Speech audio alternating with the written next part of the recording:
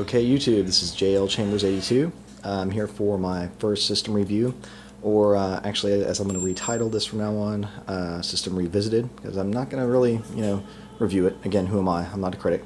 And in the background, I thought we'd have some Witcher for the PC playing as our backdrop, so let's get to it. Alright, there it is, the Sega Saturn. This system came out in 1994, as most of you know. And I'm not going to be overly technical with it. I mean, if you want to know the specifics, go to Wikipedia. I'll tell you a lot more about it than I can. I'm just going to kind of tell you my history on it. This is not my original unit. I bought it back in the day, though, when it came out. Not on launch day, but it was within the month that it came out. I had a Sega CD and a Sega Genesis Model 2 that I had sold. Bought a Panasonic 3DO, and then turned around and sold that to buy the Sega Saturn because I saw the commercial for Virtua Fighter and Daytona, and I had never seen anything like that on a home console. Not those kind of 3D graphics. So I do believe in Japan the Sega Saturn and the PlayStation came out at the same time. I remember reading their reviews anyway in the magazines, and they were reviewing both games at the same time. So I do believe that they did come out at the same time there. But here the Saturn came out a little ahead of time, which was cool. I think Sega was just trying to get some more units sold by doing that. Good move. In Japan, it came out like in a white or an off-white. Over here, it's black, very similar to the rest of the Sega components. But to be honest, man, to this day, it still looks good, and it still matches pretty much any other decor you could put it up with. I mean, I have it hooked up to this modern rig here, and it looks cool. So it doesn't stick out of place at all. Kind of zoom in if I can. The unit itself is extremely well built. It's heavy, but it is pretty quiet. And it must have been a lot of money to produce. I think it was $3.99 at launch, so it was not cheap. I think the PlayStation was $2.99, but if I remember correctly, this was $3.99. They did make it a clamshell, and that's good because I can only imagine it would be so much heavier if they had a drawer, a front loader, and it would have probably broken down a lot more. I was pretty excited back in the day when I got it and saw this little cartridge slot back here. I was like, oh cool, they'll probably make some mods to where you can play Sega Master System or Sega Genesis games or 32X games. I thought that'd be really cool, but it turned out not to be the case. It was solely there for extra memory. It does have onboard memory, and it's a little watch battery that will, at one point, if you own a Saturn or if you have in the past, it kind of really pisses you off when you're in the middle of a Panzer Dragoon Saga or a great RPG, and then the battery dies and you got to start all over. So they did make a expanded memory to put there to save games, and that was pretty cool. But I never used it for that. What I used it for instead, let me just grab this real quick, is the ST key, which I mentioned before in a previous episode with the Dungeons & Dragons Tower of Doom. It requires this. There's a handful of other Capcom games that require this, and they're mostly fighting games.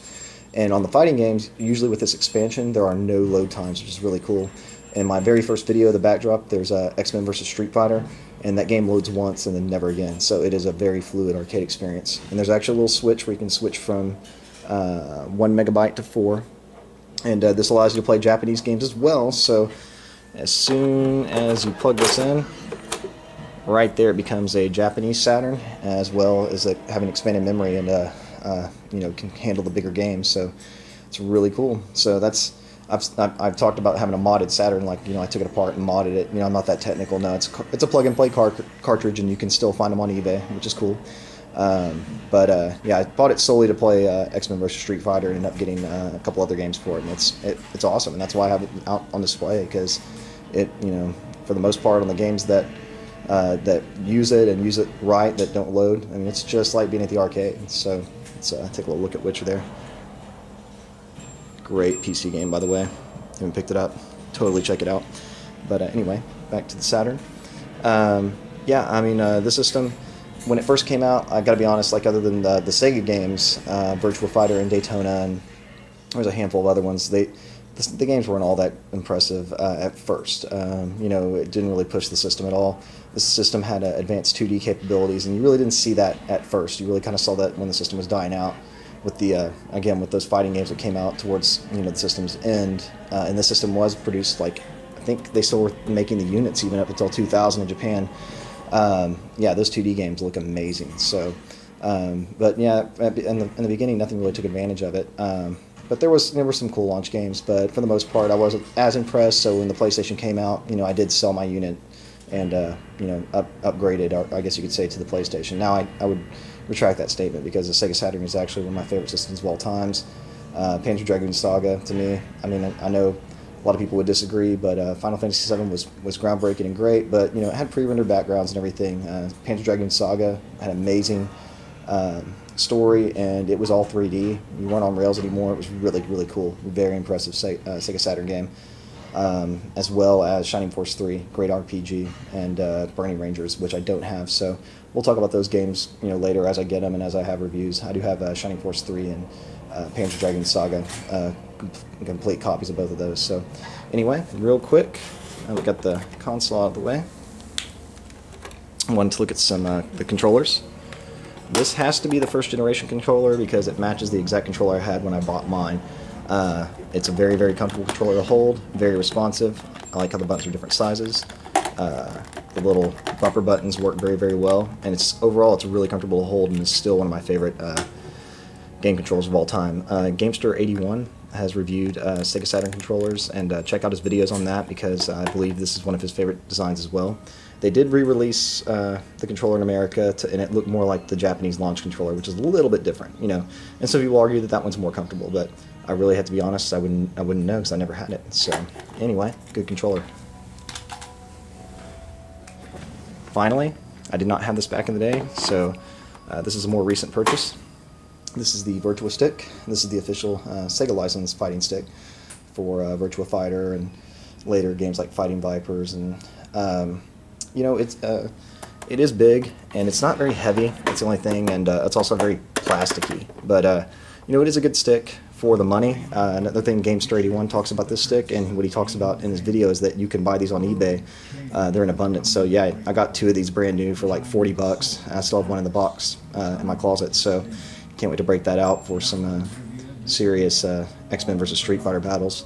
The stick, not really a true Japanese arcade stick. Doesn't click. It's really kind of just like a big game pad under there with a plastic knob. So overall, the quality, I mean, this thing back in the day was expensive. It was not cheap. It was not $20. So probably would have been a little disappointed with it in comparison to other sticks. That Capcom fighting stick, for example, for the Super Nintendo that I have in a previous video. I mean, it clicks. It's got the switches. It's got the plastic buttons. All Japanese arcade parts on that one. It's really, really good quality. So I'm not to say this one isn't for 20 bucks. It's great, and I have to admit that it does play X-Men vs. Street Fighter well. I can execute pretty much all the moves really well. And I think the reason they probably didn't have to make it with those parts and the switches and everything is I don't think games like Virtua Fighter or Virtua Fighter 2 really need it. So I think this was okay. But overall, yeah, that is the Sega Saturn and a couple controllers, and just my opinion on the system. It's cool. It's still one of my favorites to have around, and I plan on getting some more.